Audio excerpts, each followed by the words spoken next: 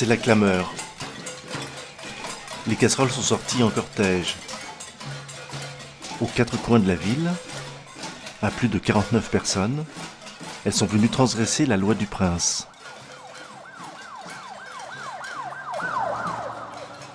Il y a aussi ceux qui restent éloignés, hésitants.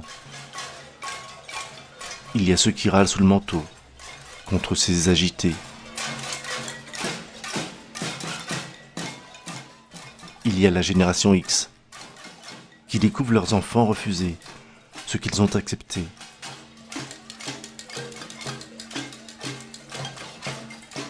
Il y a ceux qui se disent que demain, cette nouvelle génération inventera d'autres façons de vivre en société.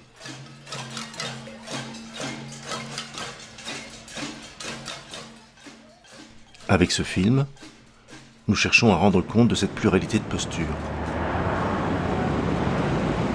Vous avez quel âge? Moi, j'ai 45 ans. 45 ans. On est à cœur pour la réussite de nos enfants. On investit dans nos enfants. Alors, on ne souhaite pas en payer plus. En augmentant, c'est bientôt, là, ça va me coûter $4 000 pour mes 3 autres enfants qui doivent aller à qui doivent fréquenter l'université. Vous avez 3 enfants? 4 enfants? 4 enfants, oui, j'en ai un qui s'en va au collège, une qui est à l'université. Et puis, ça m'a toujours plus au point, la hausse. La hausse des frais. Ouais. Et qu'est-ce qu'elle dit, votre fille ou votre fils? Bah, écoutez, elle fait partie. C'est ça qu'elle n'est pas pour la hausse. Non plus, elle n'aime pas elle veut pas la hausse, mais elle aimerait finir sa session. Mais n'importe quand une cause est juste, tout le monde s'emballe. Nous, on est sensible à la démocratie. On ne veut pas que notre droit de liberté, on n'aime pas que c'est donné. Je comprends la lutte des étudiants. Moi aussi, je suis passé par là, et puis également, d'avoir remboursé de l'argent à l'université, j'ai un jeu comme travailleur autonome avec du taxi. Je comprends. Vous avez remboursé pendant combien d'années? Pendant 10 ans. Et combien par mois? C'était quasiment $250 par mois.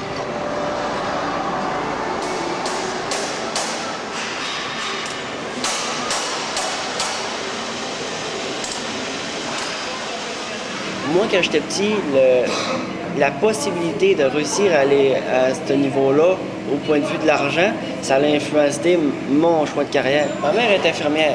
Si je serais né dans le temps, il aurait fallu que je sois infirmier. Aujourd'hui, pour apprendre autre chose, ils nous vendent le savoir. Mes frères et sœurs aussi vivent la même situation. C'est eux qu'il faut qu'ils payent leurs études à eux. En venant d'une famille nombreuse, même si le désir de ma mère voudrait nous aider à monter plus haut au niveau scolarité, ils peuvent pas. Fait qu'il faut se débrouiller par nous-mêmes. J'ai toujours voulu aller plus haut, en fin de compte, pour justement assurer une meilleure possibilité d'éducation à mes enfants futurs. Là. Je veux dire, apporter un meilleur salaire à la maison. C'est ça, au bout de la ligne, que tout le monde veut dans les études, parce que s'il n'y aurait pas l'argent, tout le monde choisirait juste de faire une chose, puis il n'y aura pas de problème. Là.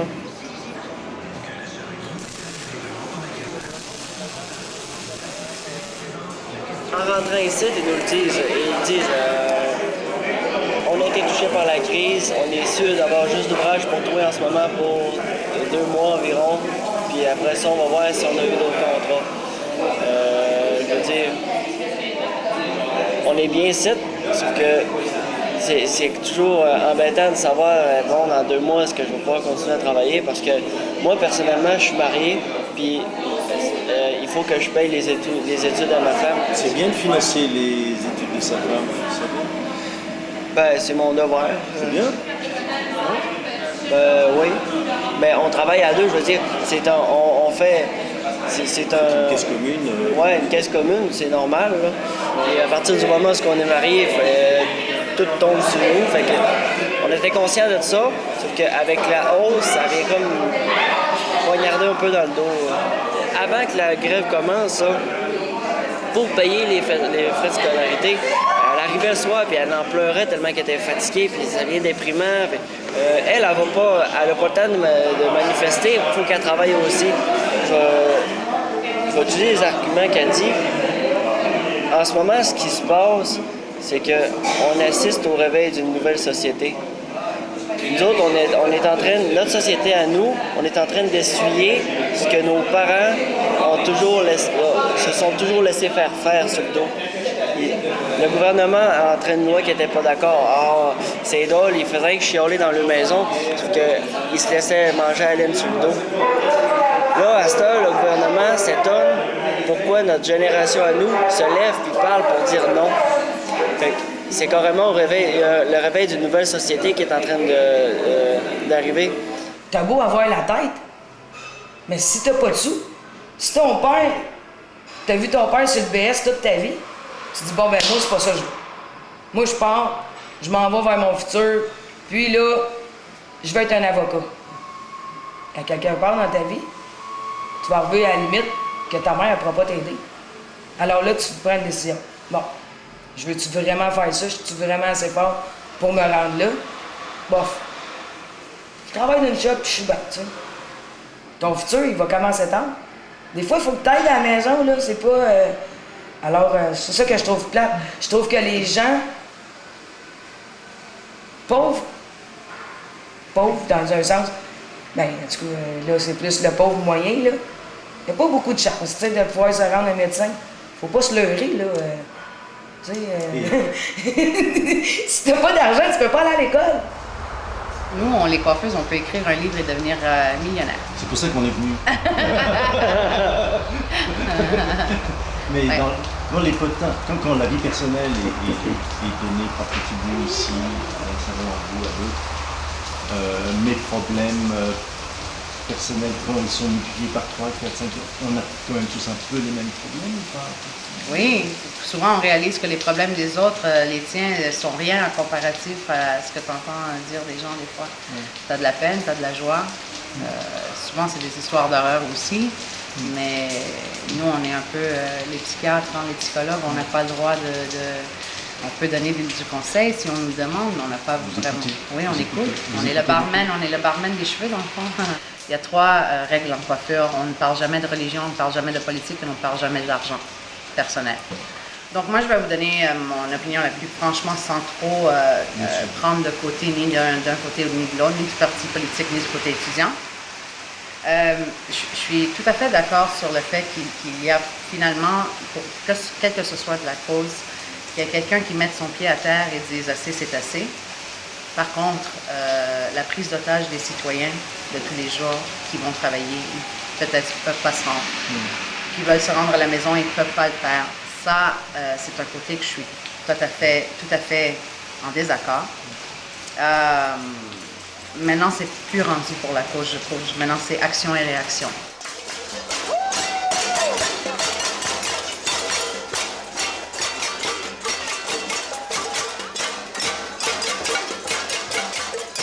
Il y a beaucoup de monde, parce que moi, quand j'ai été manifesté, j'ai vu beaucoup du monde d'à peu près votre âge, même plus vieux, beaucoup, genre, des enfants à genre, voilà, 70 ans, qui ont été manifestés. Ça, c'est ça qui est bien, comme j'ai dit, ça va. C'est plus juste la hausse qui implique du monde. Tous ceux qui avaient envie de s'exprimer, ils sont partis là-dedans. Oui, mais il faut dire aussi qu'il y a une certaine régionalisation qui se passe. C'est que les casseroles, c'est ce qu'on les retrouve, c'est majoritairement Montréal. Puis on s'entend que Charest s'est trompé sur sa loi. Toutes les portions de sa loi qui empêchaient les associations étudiantes de bloquer l'accès aux cours, ça, il n'y a personne, je pense, qui aurait beaucoup dénigré cette portion-là de la loi.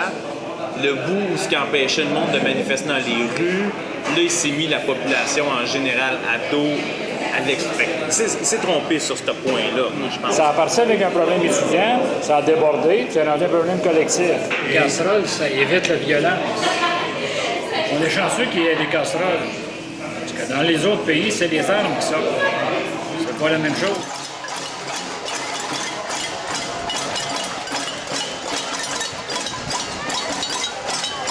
Ceux qui sont aux études présentement, je ne sais pas là, comment est-ce qu'ils vont s'organiser quand ils vont retourner aux études à l'automne, parce que là, comme il expliqué à la télévision, tu en as un groupe qu'il faut qu'ils reprennent du temps perdu, puis tu en as un autre groupe qui part du secondaire, qui s'en vont au collégial, qui vont tous se rencontrer en même temps. Alors, ça va être beau à gérer, ça.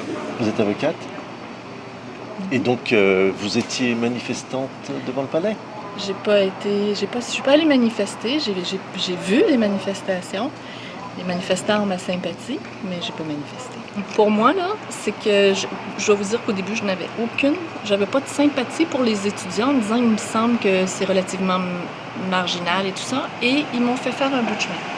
Ça a le mérite de faire aboutir le débat sur la démocratisation scolaire. Comme on sait, il y a 50 ans, ici, très peu de gens accédaient aux études. Maintenant, les études on pu accéder aux études jusqu'au moment d'arriver à l'université. Et maintenant, j'ai l'impression qu'on complète quelque chose. J'ai l'impression qu'on complète un cycle.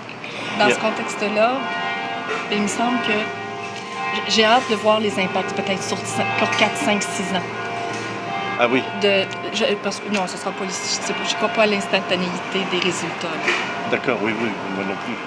Donc vous pensez que ça va avoir des effets dans les années à venir? Ben, écoutez, il y a des gens qui ont démontré un leadership qu'on va entendre encore, c'est clair. Là. Ça, je les connaissais pas, moi, en décembre, ces gens-là. Ouais.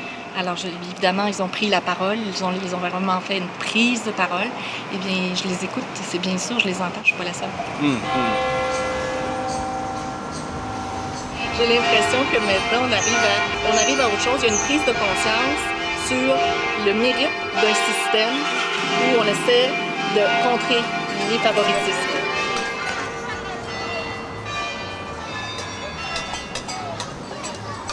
Vous avez des enfants? Oui, j'ai 2 grandes filles, justement. Qui ont 20 ans, 21 ans, sont avec moi. Ah oui, vous les soutenez? Oui, je soutiens la cause. Mes filles sont vraiment... elles sont vraiment prises par ça. Là. À du moment, on n'a jamais vécu ça. Puis, ah ouais, maman, on y va. Puis, il faut... tu sais, la loi là, qui ont sorti, là, c'est vraiment... je veux dire, ça va à l'encontre de nos droits. Puis là, mes filles qui disent ça. Oui. Ça. Je trouve ça génial. Parce que c'est la population de demain, la jeunesse, là. C'est nos politiciens de demain aussi. Je dis, enfin, ça se réveille. Je dis, Ça dépasse complètement la question des droits de scolarité. Oui. Ça dépasse complètement. C'est pas juste ça. Ce qui me touche de ça, les casseroles, c'est qu'on dirait qu'enfin, le peuple québécois, il se réveille. L'individualisme est brisé. Et vous avez parlé avec des voisins que j'avais jamais parlé. Mais de quoi vous avez parlé? Ben, en fait, on se fait des sourires pour commencer, tu sais. Oui. Puis là, on parle un peu de l'événement. Puis en fait, des fois, on n'a même pas besoin de parler. On se fait des sourires, puis on est ensemble, puis on tape la casserole.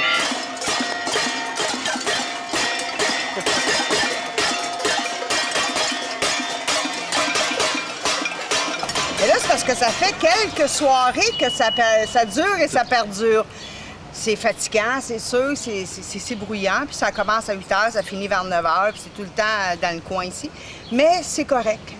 Mais il y a un côté de moi qui dit il faut qu'il fasse quelque chose pour se faire entendre. Je me repose, je suis en arrêt de travail. D'accord. C'est peut-être pour ça aussi, vu que moi je suis dans une petite paix vraiment tranquille dans mon monde à moi, tu sais, fait que j'ai besoin de ce calme-là. Puis là, quand à 8 h ça part, là, mais c'est correct. D'accord. Bonjour. S'il vous plaît. Vous avez 2-3 minutes? On fait un petit documentaire sur... Oui. Et comment on voit avec une casserole? Oui, on se prépare. Vous préparez comment? On se prépare. On est au parc, on a fait le pique-nique. Oui. Puis on se dit que bien, on a les ustensiles pour toutes les parties de la cuisine, pour l'après-cuisine aussi. D'accord. Oui. Vous avez déjà fait ça? Oui, c'est la 4e soirée qu'on le fait en parc. 4e soirée? Oui. Il y a beaucoup de monde? Ah oui, c'est vraiment, oui. Oui. Oui, les premières soirées, il y avait quelques personnes au balcon. Oui. Les gens se questionnaient un peu plus je dirais qu'ils questionnaient plus qu'ils participaient, puis que ça a été contagieux. Puis là, tout autour du parc, tout le monde, on sait, on connaît le code. Et puis même qu'il y a des mouvements là, spontanés, ça va marcher. On est avec nous. Merci. Merci. Beaucoup de gens vont protester. Tout le monde. Ah, je pense que tout le monde. Des soirées comme hier soir, je pense que... Tu sais, moi, je suis à l'université, je suis pas allé à l'université. Je suis là, je m'en vais avec eux. Et je vous dis ce que je vois, là. Hier, j'étais là, arrêté et tout, là. Mais ça, là, je sors le soir, là, ça m'émeut, mais au plus haut point, là. Mais t'as été arrêté hier? Oui, c'est vrai? Je fais partie des 500 personnes. Ah bon? Ouais. C'était très En angoissant. suivant une marche de casserole, entre autres. Ouais, ben, non, mais j'ai commencé par la marche de casserole. Et puis, les casseroles ont bifurqué. Puis j'ai vu l'autre marche arriver, j'ai suivi. Bon, j'avais lu que c'était illégal, mais que le SPVM allait tolérer sans casse et tout. Tout fonctionnait très bien, aucune casse. Il est arrivé à Sherbrooke. Ah, puis ils ont bloqué. Les quatre côtés, on nous dit dispersez-vous. Oui. Et là, regarde. Dispersez-vous. Les quatre côtés étaient bloqués. Et puis, on nous a fait asseoir par terre jusqu'à 4h30 du matin. Menottés, amenés là-bas pendant... séquestré pendant 7 heures de temps, tu sais. Avec un beau petit ticket de 634 $. Ça vaut la paye. De tout ce que j'ai entendu, de tout ce que j'ai observé, de ce qui s'est passé ici, là, entre les deux omoplates, ça vaut 134 $. C'est sûr et certain. Souvent, on oublie que une société est en constante évolution, tu sais. Ceci est une phase. Oui. Tout simplement. Tout simplement. Sans parler de révolution, c'est une phase.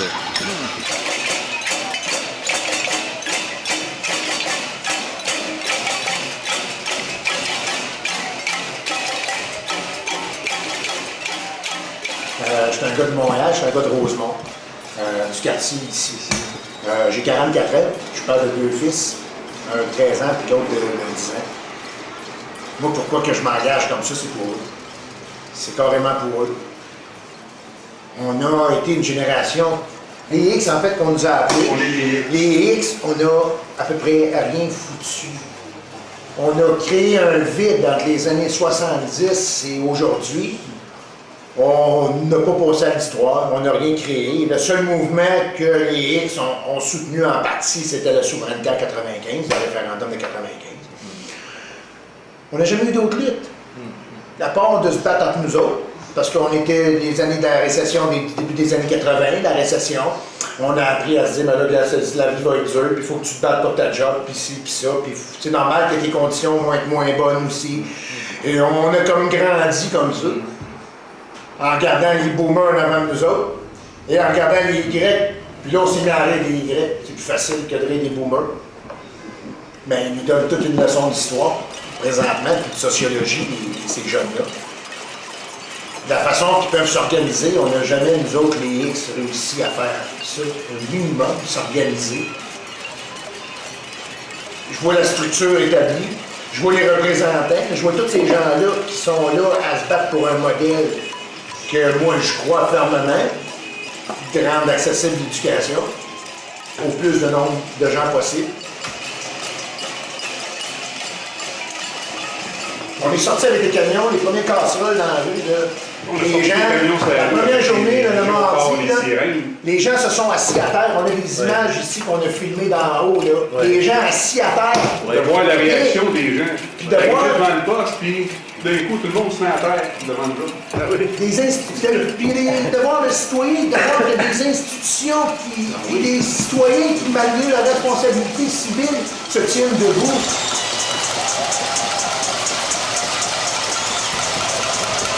Ce qui est beau, c'est de se lever et de se battre. Parce que là, quand tu le fais, tu montres ta présence et nécessairement, l'autre est obligé d'accorder une certaine attention à ce qu'il fait.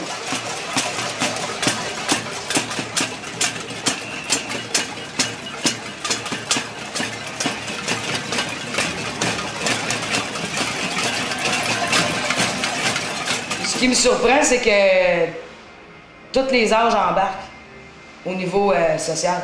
Fait que là, c'est là que je donne mon opinion, en sens que c'est plus juste le côté étudiant, là. On voit... non, c'est dépassé, là. Complètement dépassé.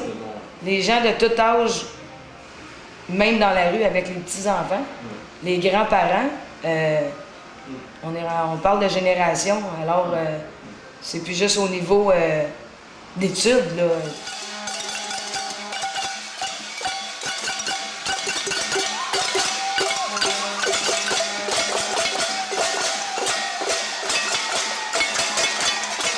Les gens, jour, nuit, pluie, pas de pluie, pas de soif fait fort, là. sais, c'est pas juste de faire du blabla, là. Ils agissent. Ils interagissent puis ils font ce qu'ils veulent. Tu sais, ils disent à quelle heure puis ils vont. Ils sont vraiment bons, là. Il y a du monde qui marche dans la rue. À tous les jours, toutes les nuits. Ils sont forts, les gens qui s'en vont là. Je leur lève mon chapeau.